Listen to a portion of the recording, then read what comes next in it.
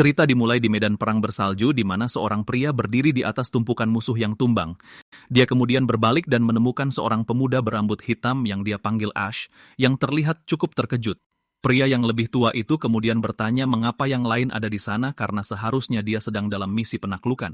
Dengan wajah terluka dan tatapan serius, pemuda berambut gelap itu hanya menjawab bahwa dia datang untuk menjatuhkannya. Mendengar ancaman itu, pria pirang itu tetap tenang dan sepertinya tidak peduli sama sekali dengan situasi tersebut. Pemuda itu kemudian menuduh pria yang lebih tua berencana memanfaatkan semua orang dan kemudian membuang mereka ketika sudah tidak berguna lagi. Matanya menyala karena marah saat dia memanggilnya ayah, menegaskan bahwa keduanya memiliki hubungan keluarga. Namun, pria yang lebih tua itu dengan dingin menjawab bahwa inilah tujuan seseorang, Quinglas, dan memanggilnya anak yang bodoh.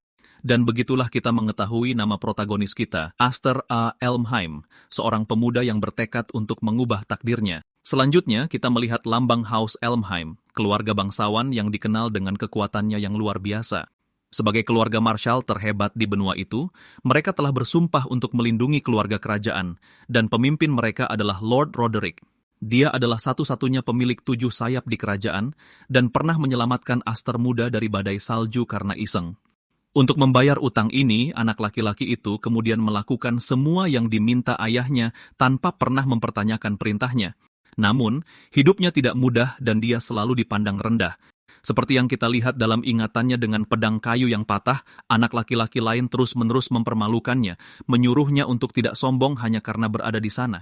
Lambang sayap di punggungnya adalah bukti kekuatan sihir, tetapi dia adalah satu-satunya di keluarga itu yang tidak bisa menggunakan sihir. Karena itu, saudara-saudaranya sendiri dengan kejam menjulukinya tak bersayap untuk merendahkannya. Meskipun dihina, anak laki-laki itu tidak pernah menyerah dan terus berlatih tanpa lelah dengan pedangnya. Pemuda itu mendorong dirinya hingga batas kemampuannya, melakukan push-up di tengah hujan, dan mendedikasikan dirinya untuk menjadi lebih kuat dari semua orang. Dia melakukan semua ini karena dia percaya bahwa suatu hari nanti, semua pengabdiannya akhirnya akan terbayar.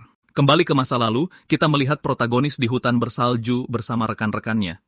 Tiba-tiba, pemuda itu bersembunyi di balik pohon ketika dia melihat sesuatu yang aneh mendekat.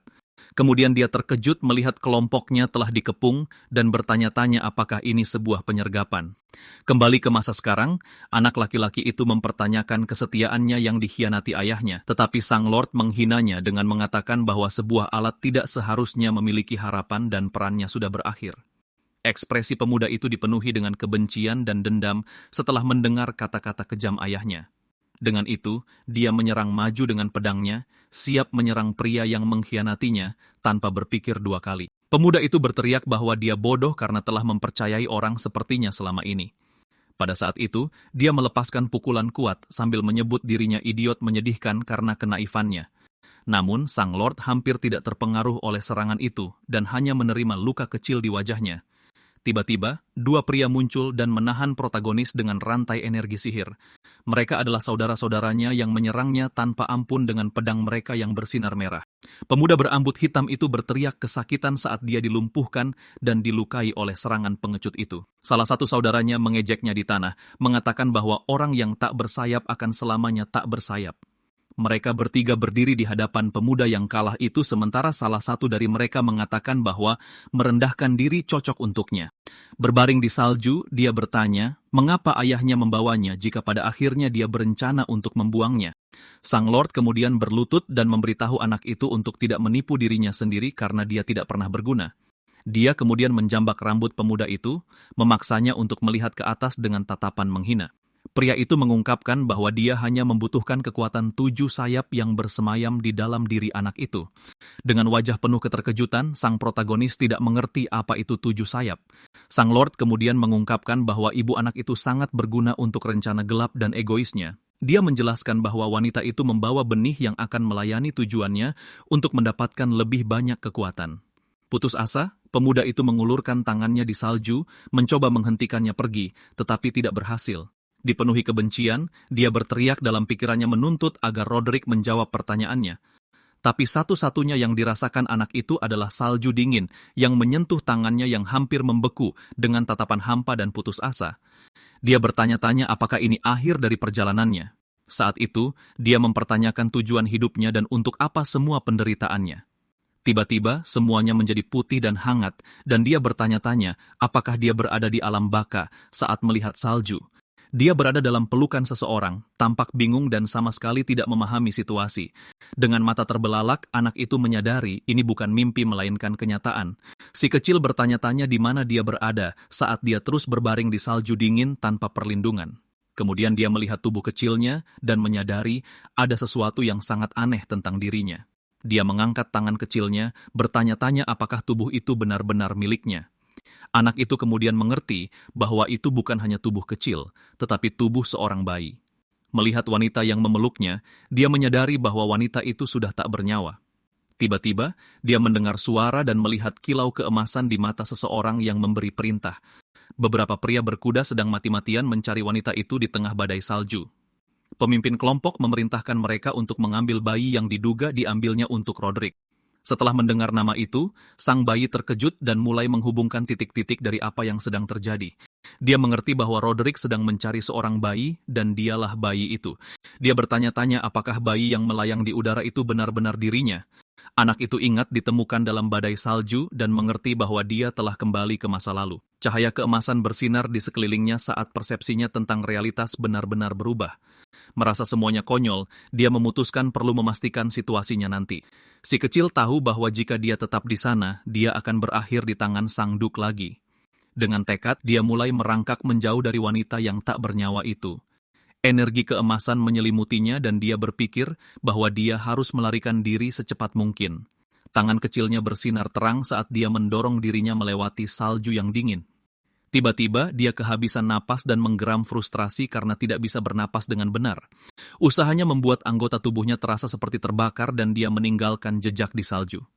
Meskipun hidup dengan merendahkan diri, anak itu bersumpah pada dirinya sendiri bahwa dia akan bertahan hidup. Sebuah gambaran masa depannya yang tragis muncul di benaknya dengan tangannya terulur ke arah Roderick. Dengan tatapan penuh amarah, si kecil bersumpah bahwa dia akan membalas dendam pada Roderick. Meskipun hanya seorang bayi, dia terus merangkak melewati hamparan putih yang luas dan dingin. Kelelahan, anak itu akhirnya pingsan saat menemukan kaki seseorang di jalannya. Seorang gadis kecil berambut putih memanggil ayahnya setelah menemukan bayi itu tergeletak di tanah. Kemudian seorang pria berambut abu-abu muncul. Dia adalah Viscount dari keluarga Hayfrid. Dia menggendong anak itu dan bertanya-tanya apa yang dilakukan seorang bayi di tempat seperti itu. Didekap dalam pelukan pria itu, si kecil tampaknya akhirnya menemukan kedamaian. Mata Viscount terbelalak kaget karena dia tidak pernah menyangka akan menemukan seorang anak di sana. Sambil menggendong si kecil, Viscount merasa penasaran dan bertanya-tanya siapa anak ini. Dia kemudian melihat jejak panjang di salju dan terkejut dengan jarak yang ditempuh bayi itu sendirian.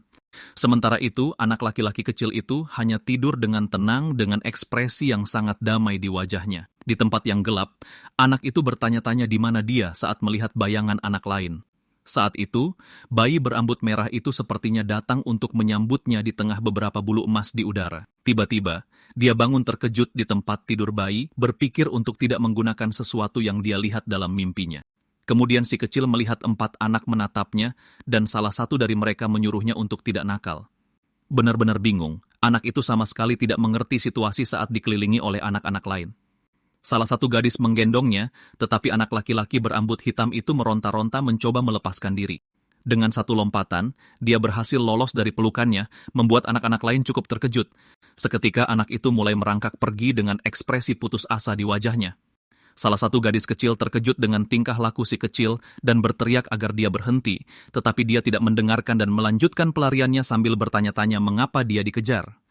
Karena putus asa, sang protagonis mengulurkan tangannya dan energi keemasan mulai terpancar dari tubuhnya. Matanya bersinar terang dengan warna keemasan yang sama dengan aura sihirnya yang baru bangkit. Tiba-tiba, dia mulai melayang dan terkejut menyadari bahwa ini adalah sihir sungguhan. Terkejut dengan kekuatannya sendiri, anak itu terus melayang tanpa mengerti apa yang sedang terjadi. Kemudian sihirnya gagal dan dia mulai jatuh dengan kecepatan tinggi tanpa kendali atas situasi tersebut. Dengan wajah penuh panik, si kecil bersiap untuk benturan saat dia terus jatuh. Untungnya, Viscount muncul dan menangkapnya, merasa anak itu sangat misterius. Mata sang protagonis terbelalak kaget saat dia mengenali pria yang menyelamatkannya. Dia kemudian ingat bahwa ini adalah Hayfrid, Viscount dari wilayah kekuasaan Lodric, tanah ayahnya. Melihat rumah besar itu, Anak laki-laki itu bertanya-tanya apakah ini rumah lain dari keluarga Elmheim. Kemudian kita melihat potret Hyfredmu Elmheim, kepala keluarga Viscount dan cabang dari keluarga utama. Dia dan saudaranya Logic dikenal sebagai dua sayap, dan bersama-sama mereka melindungi keluarga kerajaan. Tetapi anak laki-laki itu ingat bahwa Viscount menemui ajalnya dalam perang saudara bersama seluruh keluarganya. Dengan informasi ini, dia akhirnya memastikan bahwa dia benar-benar telah kembali ke masa lalu dan ini adalah kesempatan keduanya. Namun, dia putus asa memikirkan bahwa dia melarikan diri dari rumah Duke hanya untuk ditangkap oleh saudaranya. Seorang wanita menggendongnya dan bertanya-tanya apakah sihir anak itu lepas kendali dan membuatnya terbang di udara. Dia kemudian tersenyum lembut pada si kecil, tampak senang akhirnya bisa bersamanya. Dengan pelukan hangat, wanita itu menenangkannya dengan mengatakan bahwa dia tidak perlu takut pada apapun lagi. Anak laki-laki itu terdiam melihat sikap baik wanita yang terus memperlakukannya dengan penuh cinta. Sementara itu, sang Viscount mengamati keduanya dengan ekspresi tenang dan penuh pertimbangan di wajahnya. Saat itu, pria yang lebih tua itu mengulurkan tangannya dan menyatakan bahwa anak ini memiliki kekuatan yang luar biasa. Untuk membuktikan perkataannya, dia mengangkat baju bayi itu, memperlihatkan sebuah lambang sebagai bukti kata-katanya. Melalui pantulan cermin, kita melihat pria dan wanita itu terkejut saat mereka mengenali simbol 7 sayap. Anak laki-laki itu menjadi putus asa setelah melihat tanda di tubuhnya dan bertanya-tanya mengapa itu ada di sana. Matanya bersinar keemasan saat rasa kaget sepenuhnya menguasai pikirannya. Dia kemudian teringat kata-kata Roderick yang mengatakan bahwa dia membutuhkan kekuatan 7 sayap yang dimilikinya. Sebuah ingatan tentang ayahnya yang menggendongnya dengan cara yang dingin dan penuh perhitungan melintas di benaknya saat itu. Anak laki-laki itu akhirnya mengerti bahwa dia diterima hanya agar 7 sayapnya bisa diambil di masa depan. Dengan marah, anak laki-laki itu mempertanyakan bagaimana Roderick berani memanggilnya tak bersayap. Setelah menggendongnya, wanita itu bingung dengan perubahan mendadak pada ekspresi si kecil di pelukannya. Wanita itu kemudian bertanya kepada Viscount apa yang akan dia lakukan dengan anak di pelukannya. Mendengar pertanyaan itu, si kecil berpikir situasinya buruk dan dia harus bertindak cepat. Dia tahu kekuatannya tidak boleh jatuh ke tangan keluarga Elmheim karena dia membutuhkannya untuk balas dendam. Yang mengejutkan anak itu, pria yang lebih tua itu hanya mengatakan bahwa mereka akan mengadopsinya. Keputusan tak terduga ini membuat sang protagonis benar-benar terdiam dan tanpa reaksi apapun. Dengan gerakan lembut, dia mengulurkan tangan untuk menepuk kepala anak itu. Lalu dia berkata bahwa anak itu masih anak burung yang belum bisa terbang sendiri dan butuh bantuan. Pria yang lebih tua itu berjanji akan merawatnya dan bertanggung jawab sampai hari di mana dia bisa terbang. Mata si kecil terbelalak mendengar kata-kata pria itu yang baik dan penuh kasih sayang. Tiba-tiba, salah satu gadis kecil jatuh ke lantai setelah mendengar percakapan dari balik pintu kamar. Sang Viscount menyadari bahwa semua anak menguping pembicaraan itu sepanjang waktu. Salah satu dari mereka kemudian mengaku bahwa mereka khawatir tentang bayi baru di rumah. Berkumpul sebagai keluarga, anak-anak mendekati ibu mereka yang sedang menggendong anggota keluarga terbaru. Wanita itu tersenyum pada si kecil, sementara putrinya yang lain mendekat, penasaran ingin melihatnya. Dengan senyum tenang, ibu baru itu menatap bayi di pelukannya dengan penuh cinta dan kasih sayang. Saat itu, dia mengangkatnya dan memanggilnya Aster, nama bintang baru yang lahir di keluarga mereka. Kemudian 10 tahun berlalu, dan kita melihat rumah besar keluarga Viscount di hari yang cerah. Lord Hyfred, yang kini lebih tua, disambut oleh salah satu bawahannya di pintu masuk rumahnya. Di pantulan bingkai foto, kita melihat seorang pemuda sedang membersihkan kaca dengan kain di tangannya. Selanjutnya, Aster yang telah dewasa dan percaya diri melangkah keluar dari kereta dengan pedang di pinggangnya. Pemuda itu membantu seorang wanita muda berambut merah keluar dari kereta sambil memanggilnya Kakak Alvin. Wanita muda itu berterima kasih atas sikap baiknya dan kita ingat dia adalah salah satu bayi yang menyambutnya. Keduanya berjalan bersama dengan ekspresi serius dan dia tampak sangat fokus pada tujuannya. Mereka sedang dalam perjalanan ke pertemuan tari pedang, sebuah acara yang sangat penting bagi para bangsawan. Acara tahunan ini diselenggarakan oleh keluarga Adipati dan mengumpulkan semua keluarga bangsawan ahli bela diri. Ini adalah tempat di mana setiap keluarga memamerkan kekuatannya dan juga menguji pendekar pedang terbaiknya dalam pertempuran. Kedua bersaudara itu kemudian bergabung dengan kerumunan bangsawan muda lainnya yang menunggu dimulainya acara. Orang-orang mulai bergosip tentang keluarga Viscount dan anak angkat yang tidak diketahui asalnya. Dengan mata jahat, mereka bertanya-tanya seberapa jauh keluarga Viscount berencana mencoreng nama Elmheim. Salah satu bangsawan kemudian menunjuk ke punggung sang protagonis, mengidentifikasinya sebagai anak angkat. Kakaknya memperhatikan tatapan itu dan memberitahu pemuda itu untuk tidak khawatir tentang komentar jahat. Dengan tangan terkepal, dia menyatakan bahwa di tempat ini, yang lemah selalu dihancurkan tanpa ampun. Keduanya berdiri berdampingan dengan tatapan penuh tekad, siap untuk apapun yang menghadang. Ayah mereka kemudian menjelaskan bahwa inilah posisi keluarga Viscount saat ini di antara para bangsawan.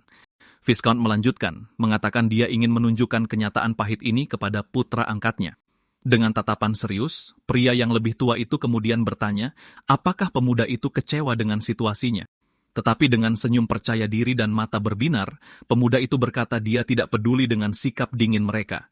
Ayah anak laki-laki itu tertawa, lega dengan jawaban putranya, terlihat sangat bangga padanya. Di kehidupan sebelumnya, debut sosial Aster ditandai oleh kekalahan memalukan di sebuah arena.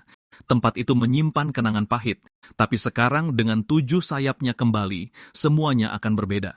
Dengan mata emasnya yang bersinar terang, dia bersumpah bahwa kali ini dia tidak akan dipermalukan oleh siapapun. Kemudian mereka bertiga berjalan menuju aula besar acara, siap untuk apa yang akan datang. Dari salah satu jendela, 2 bangsawan muda menyaksikan kedatangan keluarga Viscount dengan tatapan menghina. Pemuda berambut hitam itu merasakan tatapan jahat tetapi tidak membiarkannya mengganggunya. Dengan langkah mantap, mereka melanjutkan perjalanan ke dalam aula, siap untuk melakukan debut mereka. Dengan senyum percaya diri, dia berkata pada dirinya sendiri bahwa kali ini dia akan memiliki debut sosial yang gemilang. Di era di mana para ksatria berkuasa, kekuatan adalah hal terpenting bagi para bangsawan. Saat itu, kita melihat seorang pemuda berambut terang bertarung dengan pedangnya dalam salah satu duel acara. Bagi para bangsawan, kekuatan diukur dari penguasaan pedang dan keterampilan mereka dalam pertempuran. Pertarungan di arena dianggap sebagai puncak ilmu pedang dan ujian bagi para pejuang terbaik. Keagungan dalam pertempuran adalah cara seorang bangsawan menunjukkan kemasyhuran dan kekuatan keluarga mereka. Saat keduanya bertarung di arena, penonton menyaksikan setiap gerakan dengan penuh perhatian. Tiba-tiba, kedua pendekar pedang itu menyerang satu sama lain dalam serangan yang cepat dan menentukan. Tapi simbol mutlak dari kekuatan dan keagungan adalah metal, sesuatu yang hanya dimiliki oleh segelintir orang. Dengan pukulan yang tepat, pemuda berambut terang itu berhasil melucuti senjata dan mengalahkan lawannya di arena. Pemuda berambut merah itu terkejut setelah dikalahkan secara memalukan di depan semua orang. Pemenang kemudian mengangkat pedangnya menampilkan simbol yang melambangkan kekuatan dan keagungan. Tanda yang bersinar di tangannya adalah bukti metal dari kekuatan dan kehormatannya sebagai seorang ksatria. Menonton dari sebuah bilik, keluarga Viscount berkomentar bahwa tempat itu tetap menindas seperti biasanya. Salah satu gadis kemudian berkata bahwa sekarang dia mengerti mengapa kakak-kakaknya yang lain tidak mau datang ke festival. Sang protagonis mengingat kehidupan masa lalunya dan para perundung yang mempermalukannya di tempat itu. Kenangan akan kekalahannya yang telak di acara yang sama itu kembali terlintas di benaknya. Kakaknya memperhatikan perubahan ekspresinya dan memanggil namanya dengan tatapan khawatir. Dia kemudian bertanya apakah pemuda itu gugup karena ini adalah festival tari pedang pertamanya, tetapi dia menyangkalnya dan mengatakan dia tidak merasa nostalgia melainkan merasa semuanya menjijikan. Gadis berambut merah itu benar-benar bingung dengan tanggapan tak terduga dari saudaranya. Viscount kemudian mengatakan dia harus pergi ke sebuah pertemuan dan meminta putranya untuk menjaga kakaknya. Gadis itu mengeluh, mengatakan dia lebih tua, tetapi pemuda itu menggodanya, mengatakan dia ceroboh. Pria yang lebih tua itu kemudian menasihati pemuda itu untuk menggunakan waktu untuk menjalin hubungan baru dengan orang lain. Tapi sebelum pergi, dia memperingatkannya untuk memastikan tidak ada yang tahu tentang 7 sayap itu. Setelah ayahnya pergi, anak laki-laki itu berpikir bahwa menyembunyikan kekuatannya akan lebih mudah diucapkan daripada dilakukan. Tiba-tiba, dia merasakan tatapan permusuhan dari semua bangsawan lain di aula yang ditujukan padanya. Sambil menghela napas, sang protagonis berpikir betapa sulitnya bersosialisasi dalam suasana yang begitu bermusuhan.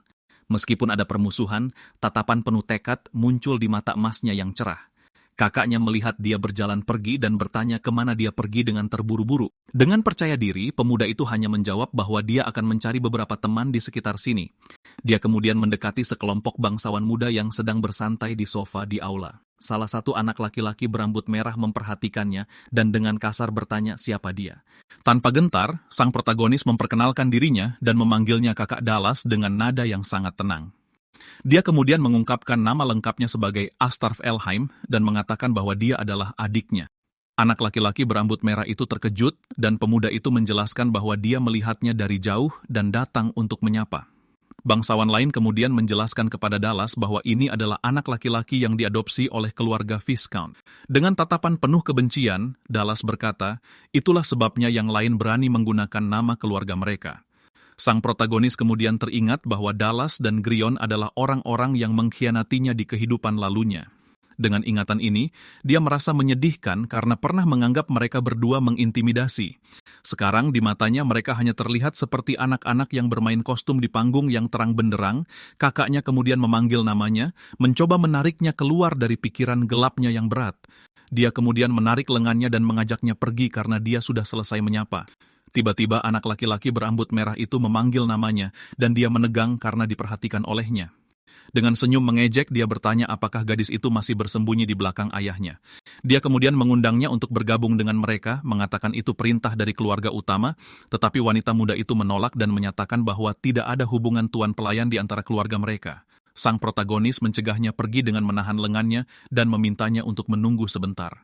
Dengan genggaman kuat di pergelangan tangannya, dia berkata bahwa dia belum selesai berbicara dengan yang lainnya di sana.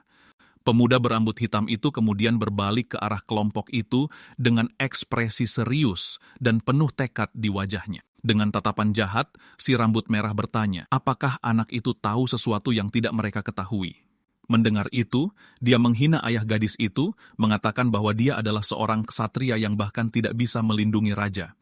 Bangsawan itu melanjutkan, mengatakan bahwa pria itu menanggung kesalahan dan lengannya dipotong oleh saudaranya sendiri. Dia kemudian mengakhiri dengan mengatakan bahwa dia senang tidak memiliki darah pecundang di dalam nadinya. Dengan marah, wanita muda berambut merah itu berteriak padanya untuk menarik kembali ucapannya tentang ayahnya sekarang juga. Tanpa berpikir dua kali, dia menyiramkan minumannya ke wajahnya dan berkata, dia tidak akan membiarkan penghinaan itu. Pemuda itu menghinanya dan berkata, ayahnya pasti sangat kecewa memiliki anak perempuan sepertinya. Dengan tatapan penuh kebencian, dia memperingatkannya bahwa ini bukan ruang dansa dan dia harus menjaga sikapnya. Bangsawan itu mempermalukannya dan menyuruhnya memakai kain rombeng lain kali agar dia tidak keberatan basah. Tiba-tiba, sang protagonis mendekat dan berkata bahwa dia merasa khawatir sebelum tiba di tempat acara. Dia kemudian mengungkapkan bahwa dia takut tidak akan merasakan kemarahan apapun, bahkan setelah melihat wajah mereka lagi. Dengan tatapan penuh tekad, dia kemudian dengan dingin mengambil sebotol minuman dari salah satu bangsawan di sampingnya. Dia menatap kakaknya dan berkata bahwa sebenarnya melegakan bisa berada di sana lagi untuk menghadapi mereka. Saat itu, pemuda itu melemparkan botol ke udara dan menarik perhatian Dallas dengan nada provokatif. Bangsawan berambut merah itu hampir tidak punya waktu untuk bereaksi saat botol itu jatuh dengan cepat ke arahnya. Tapi dengan gerakan cepat, dia membelah botol itu di udara dan berkata, senang bertemu mereka lagi. Bangsawan itu basah kuyup oleh minuman itu dan terkejut dengan tindakan pemuda tersebut.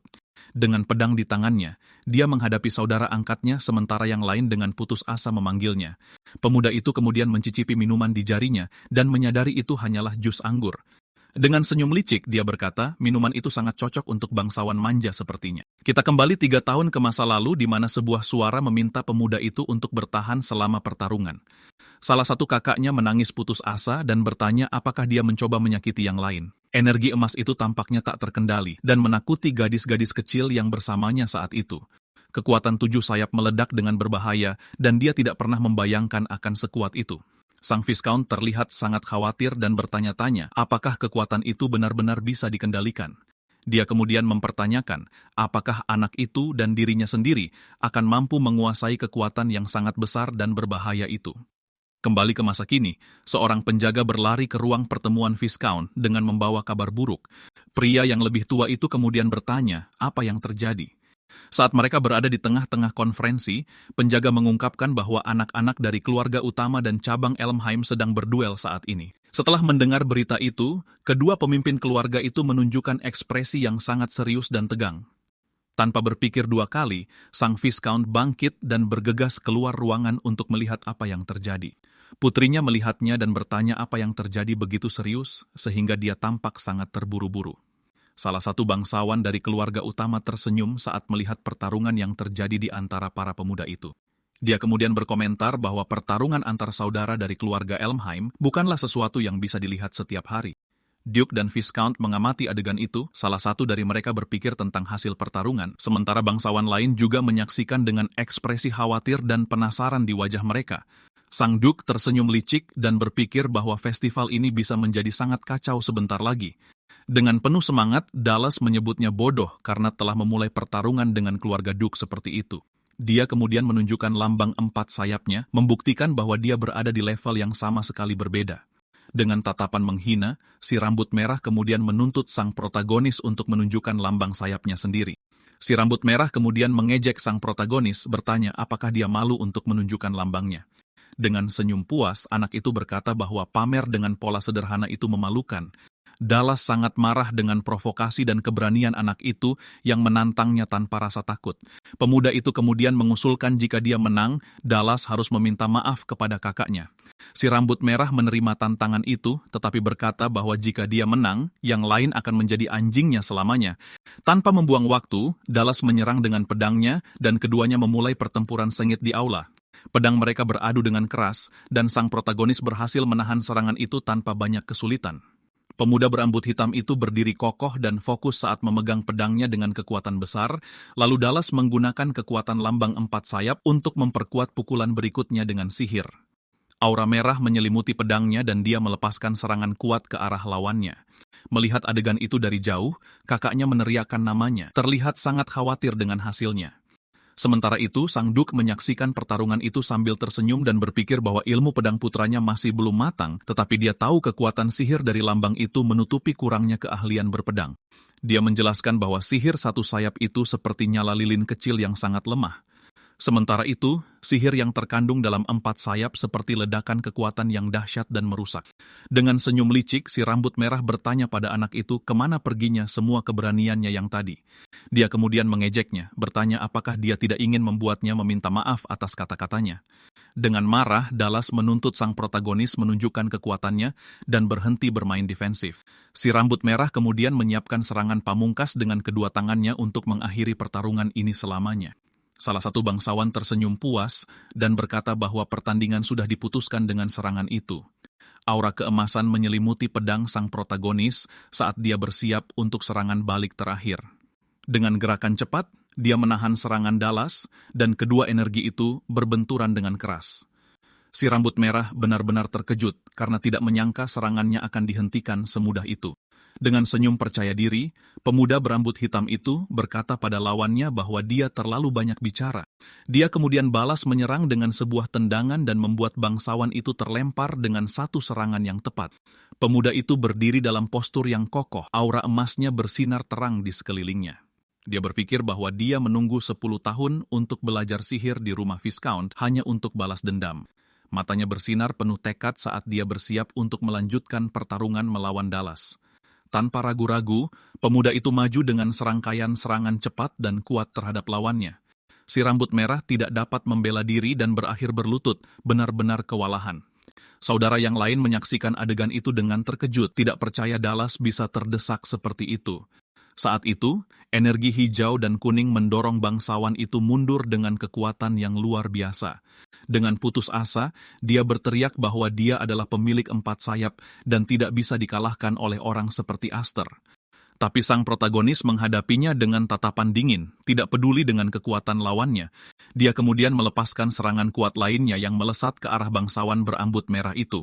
Para bangsawan lain terkejut dan bertanya-tanya apakah anak itu benar-benar akan memenangkan pertarungan seperti itu. Semua orang terkejut dan berkomentar bahwa masih ada monster sepertinya di keluarga Elheim. Dengan tatapan fokus, pemuda itu melanjutkan serangannya tanpa memberi lawannya kesempatan untuk bernapas. Sang Viscount menyaksikan adegan itu dengan cemas di samping putrinya dan mengatakan situasinya buruk. Dengan wajah penuh amarah, Dallas mencoba menahan kekuatan lawannya yang luar biasa. Saat itu, sebuah ingatan tentang Viscount yang terluka parah oleh saudaranya melintas di benak anak itu. Pria itu tertawa seperti orang gila sementara kerabatnya jatuh kalah, tidak bisa berbuat apa-apa. Dengan mata yang bersinar karena amarah, sang protagonis melepaskan aura emas yang jauh lebih kuat. Dengan putus asa, Dallas berteriak agar dia berhenti, tetapi amarah pemuda itu tampaknya sudah tidak terkendali.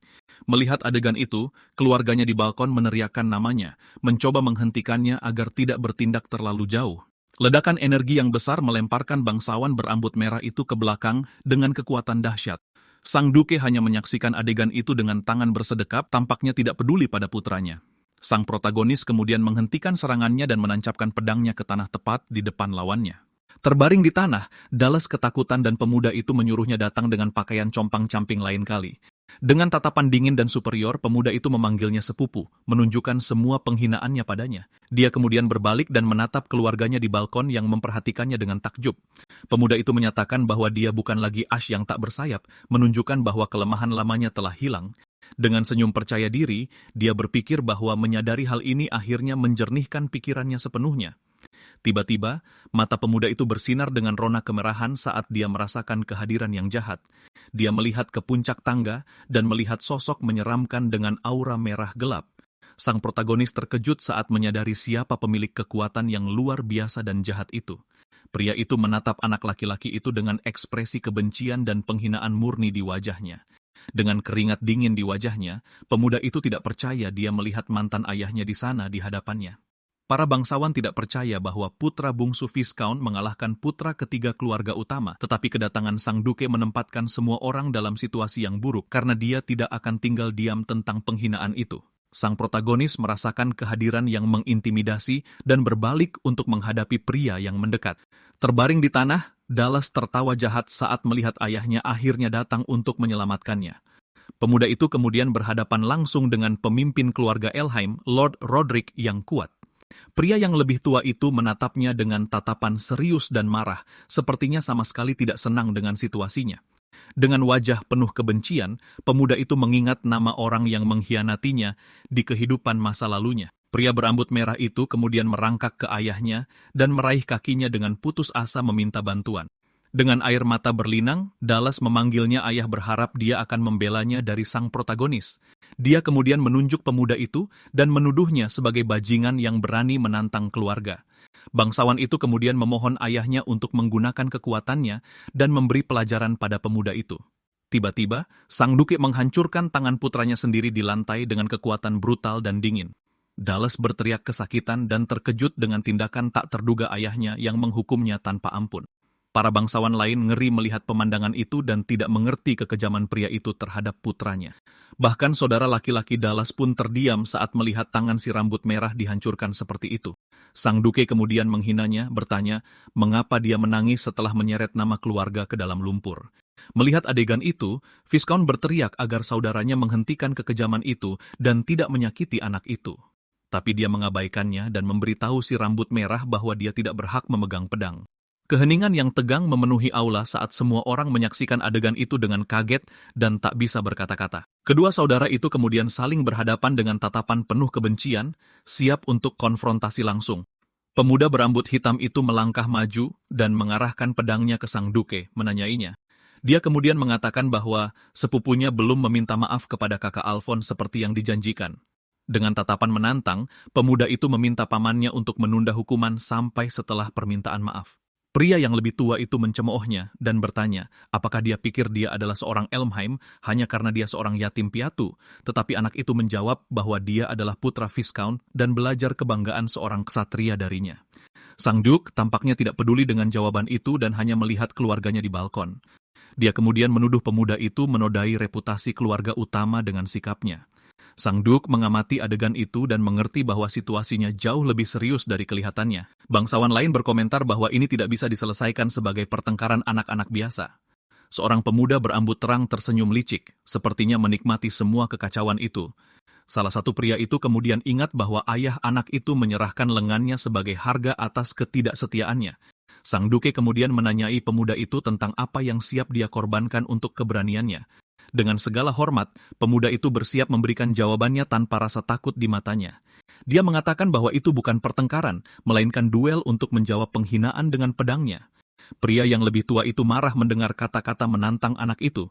Pemuda itu kemudian menggunakan kata-kata Sang Duke sendiri untuk melawannya dan mengatakan dia tidak akan menyerahkan apapun.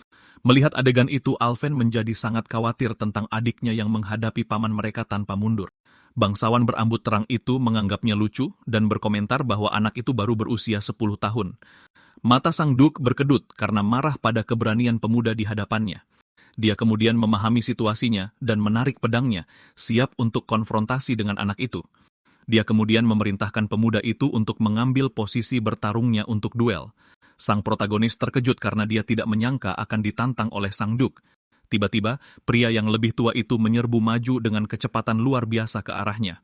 Pukulan sang Duke menghancurkan lantai, menciptakan kawah besar akibat benturan itu. Kakaknya menyaksikan adegan itu dengan ketakutan dan tidak bisa berbuat apa-apa untuk membantu. Putus asa, Viscount meneriakkan nama saudaranya untuk mencoba menghentikannya. Saat itu, ayah angkat anak itu melompat untuk menahan serangan sang Duke. Kedua pedang beradu dengan kekuatan luar biasa di tengah aula. Kedua saudara itu kemudian memulai pertempuran sengit yang penuh percikan api. Setelah bentrokan, Viscount berlari untuk melihat apakah putranya baik-baik saja. Tiba-tiba, pilar es muncul dari lantai, memisahkan kedua belah pihak. Pria yang lebih tua itu bingung dan tidak mengerti apa yang baru saja terjadi. Terluka, sang protagonis bangkit dengan susah payah tetapi tetap berdiri. Wajahnya terluka tetapi matanya menyala dengan tekad murni. Sang Duke hanya menyaksikan adegan itu dari jauh dengan tatapan hina. Dia kemudian berbalik dan mulai berjalan keluar dari aula utama. Viscount bergegas dan menangkap pemuda itu sebelum dia ambruk ke lantai. Kelelahan, pria yang lebih tua itu memanggil namanya, terlihat sangat khawatir. Dengan wajah terluka, pemuda itu berkata dia melindungi kakaknya dan janjinya. Tersentuh, Viscount memujinya, mengatakan dia luar biasa dalam pertarungan itu. Roderick kemudian berbalik dan menaiki tangga tanpa sepatah kata pun, dengan putranya mengikuti tepat di belakang. Di atas sana, salah satu bangsawan berkomentar bahwa Duke menggunakan cara yang sangat kekanak-kanakan untuk menyelesaikan situasi. Dia mengatakan bahwa jika dia membiarkan anak itu menang, reputasi keluarga akan hancur, jadi itu adalah kesepakatan yang adil. Bahkan saat menghadapi Duke yang agung, pemuda itu berdiri teguh dan menjadi bintang yang sedang naik daun di sana. Bangsawan itu mengakui dia sangat tegang, takut kalau keluarga Elmheim akan terpecah menjadi dua. Lalu seorang pria tua mengatakan bahwa panah kekacauan sedang mendekat dengan badai yang bisa memecah belah dunia. Sementara itu, Viscount memegangi anak yang terluka dan kakaknya berlari dengan putus asa untuk membantunya di aula. Beberapa waktu kemudian, di hari yang cerah, kita melihat beberapa pria berlatih di luar mansion. Beberapa ksatria menyaksikan latihan dengan ekspresi terkejut di wajah mereka, terlihat terkesan. Saat itu, sang protagonis berlatih dengan pedang kayu dan berhasil mengalahkan lawannya tanpa kesulitan. Salah satu ksatria yang menonton pertarungan terkejut dengan keahlian pemuda itu dan mengatakan dia sangat mengesankan. Pemuda berambut hitam itu tetap fokus pada latihan dan pria itu memanggilnya Tuan Muda Aster. Ksatria lain berkomentar bahwa dia memiliki banyak keterampilan dan menakutkan karena baru berusia 10 tahun. Dia kemudian melanjutkan dengan mengatakan bahwa pemuda itu menghancurkan putra ketiga Lord Roderick. Selama acara itu, temannya tersenyum dan mengatakan bahwa ini adalah cerita yang menyegarkan karena keluarga utama telah menindas mereka sejak lama. Sambil berlatih, pemuda itu berpikir bahwa dia telah menunjukkan kekuatan dan kehadirannya dengan cukup di pertemuan tari pedang. Dia percaya ini akan membungkam suara-suara yang mengejek kediaman Viscount dan menyebut mereka aib, tetapi pemuda itu tahu bahwa target sebenarnya masih keluarga Elmheim itu sendiri dan mantan ayahnya. Itulah sebabnya dia ingin menguji sejauh mana kekuatannya bisa bertahan dalam duel melawan Dallas di aula itu. Sebuah ingatan tentang pertarungan melawan Sang Duke muncul di benaknya saat dia melanjutkan latihan intensnya. Dengan tatapan penuh tekad, sang protagonis tahu bahwa pada levelnya saat ini, dia tidak bisa mengalahkan Roderick. Dia berpikir bahwa lambang sayap hanyalah ukuran kekuatan sihir laten, dan dia belum bisa menggunakan ketujuhnya. Anak itu tahu bahwa terlahir dengan kekuatan itu tidak berguna jika dia tidak bisa menggunakannya, menyebutnya potensi yang terbuang. Dengan gerakan cepat, pemuda itu melanjutkan latihannya dan menyerang lawannya dengan pedang. Matanya bersinar dengan warna emas yang kuat saat dia berkonsentrasi penuh pada pertarungan melawan ksatria. Dengan pukulan yang tepat, sang protagonis mematahkan pedang pria itu dan berteriak menanyakan siapa selanjutnya. Semua ksatria lainnya sudah tergeletak di tanah, benar-benar dikalahkan oleh pemuda itu. Tiba-tiba, sebuah suara bertanya, apakah dia berbuat ulah lagi sambil menonton adegan itu dari jauh. Kemudian kakaknya, Alphen, muncul dan mengatakan dia tidak punya batas, tetapi ayah mereka memanggilnya. Pemuda itu setuju dan mulai berjalan ke arahnya, melewati para ksatria yang jatuh di tanah. Saat itu, pemuda itu memperhatikan pakaian yang dikenakan gadis itu dan tampak sangat terkejut dengan pilihannya. Wanita muda itu kemudian berbalik ke arahnya dan bertanya, ada apa dengan ekspresi penasaran di wajahnya. Dia berkomentar bahwa itu adalah pemandangan yang langka dan bertanya apakah dia tidak benci mengenakan pakaian jenis itu sebelumnya. Tetapi wanita muda itu menjawab bahwa segalanya membutuhkan keseimbangan dan bahwa dia menginspirasinya untuk tidak diam saja. Sang protagonis sedikit bingung dengan jawaban kakaknya dan tidak mengerti apa yang dia maksud. Sambil tersenyum, dia mengambil pedang latihan pemuda itu dan mengatakan bahwa saat dia kembali, dia akan menghabiskan banyak waktu dengannya.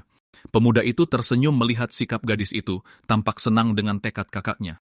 Dia lalu bercanda dan memintanya untuk tidak terlalu keras padanya di sesi latihan mereka berikutnya. Beberapa waktu kemudian, anak laki-laki itu mengetuk pintu kantor ayah angkatnya untuk menjawab panggilan itu. Sambil permisi, dia memasuki ruangan dan mendapati sang Viscount duduk di mejanya dengan tatapan sangat serius. Pemuda itu kemudian bertanya apa yang pria itu butuhkan dan dia hanya menyuruh anak itu duduk untuk berbicara.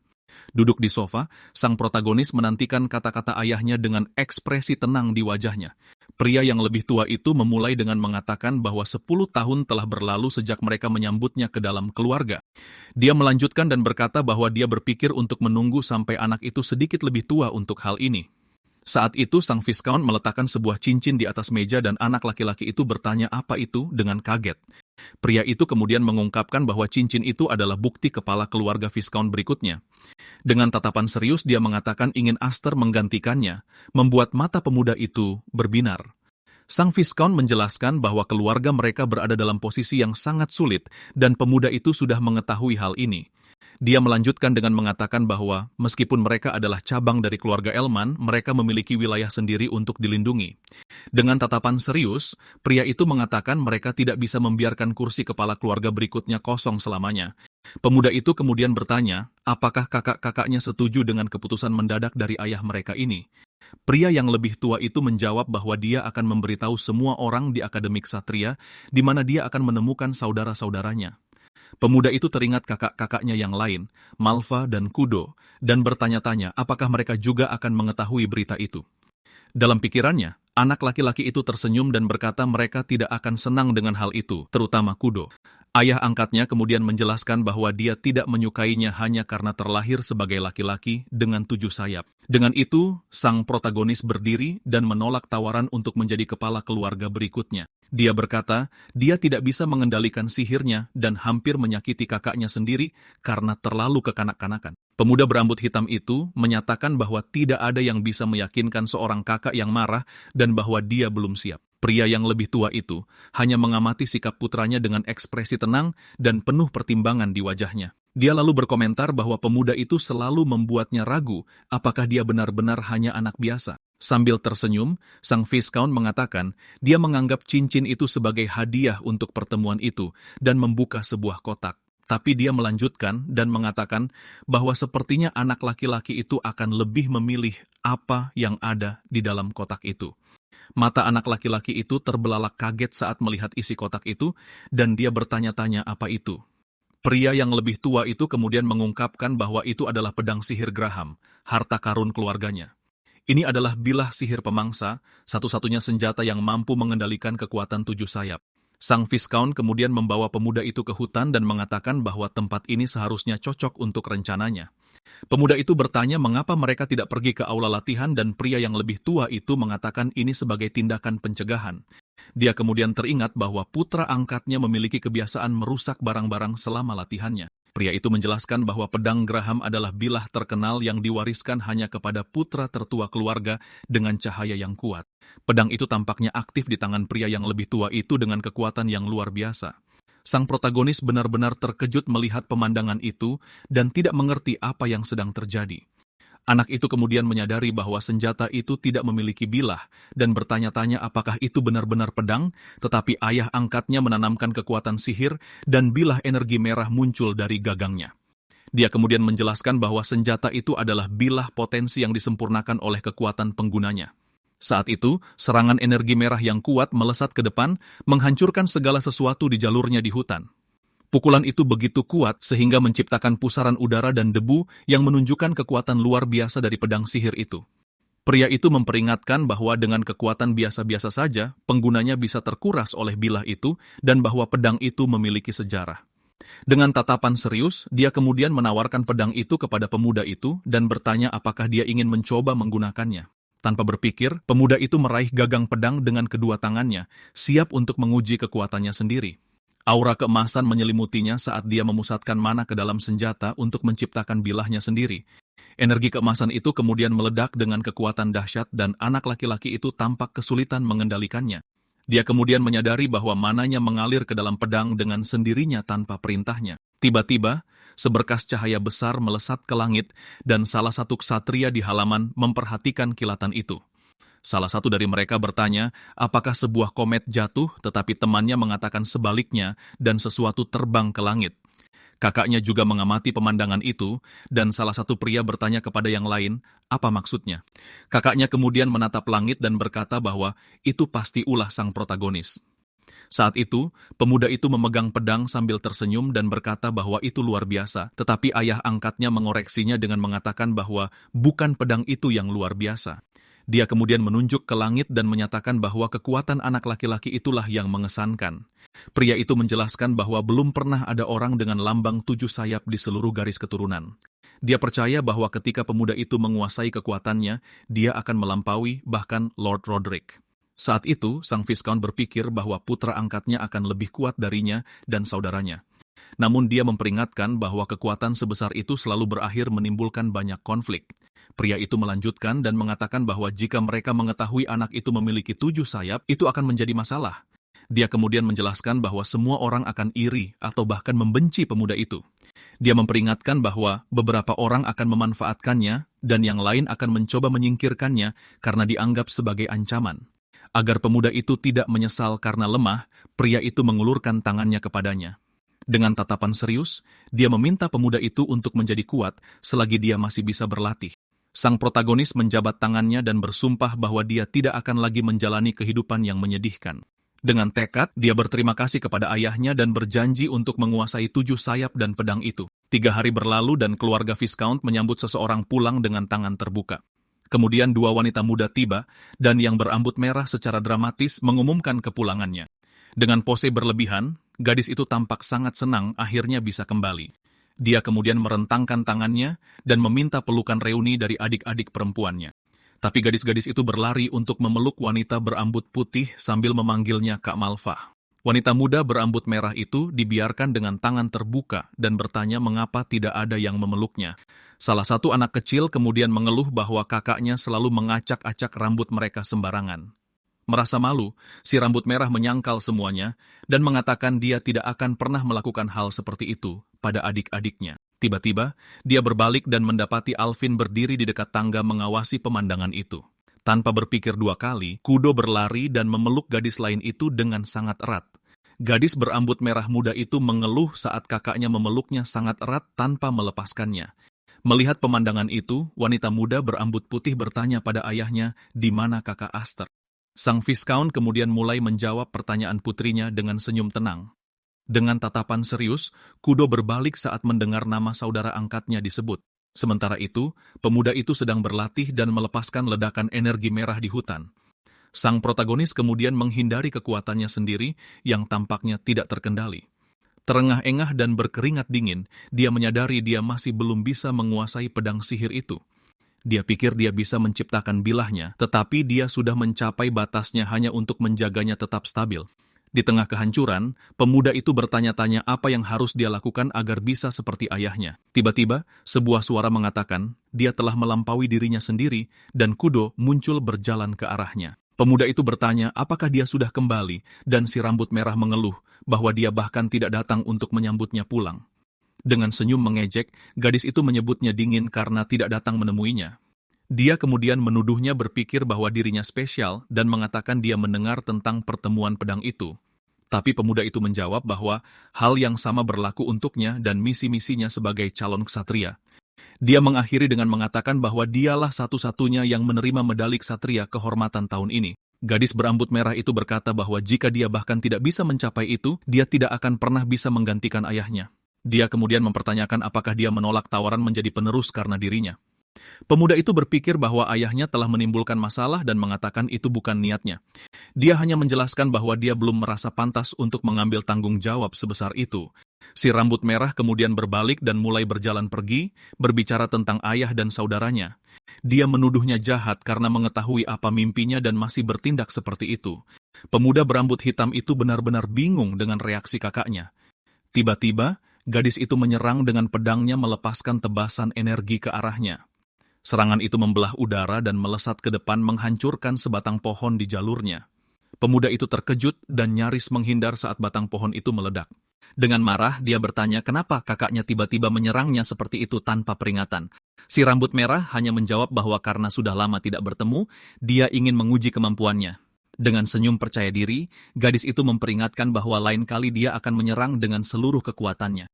Sang protagonis mencoba berdalih dengan mengatakan pedangnya masih belum sempurna, tetapi kakaknya bertanya, apakah dia akan memberikan alasan yang sama kepada musuh di medan perang. Pemuda berambut hitam itu terkejut dengan pertanyaan tersebut dan berpikir tentang musuh. Dia berkata seorang kesatria harus selalu siap dan jika dia ragu-ragu, dia akan menghancurkannya. Gadis itu menyerang lagi, dan pemuda itu berpikir kakaknya pasti bercanda.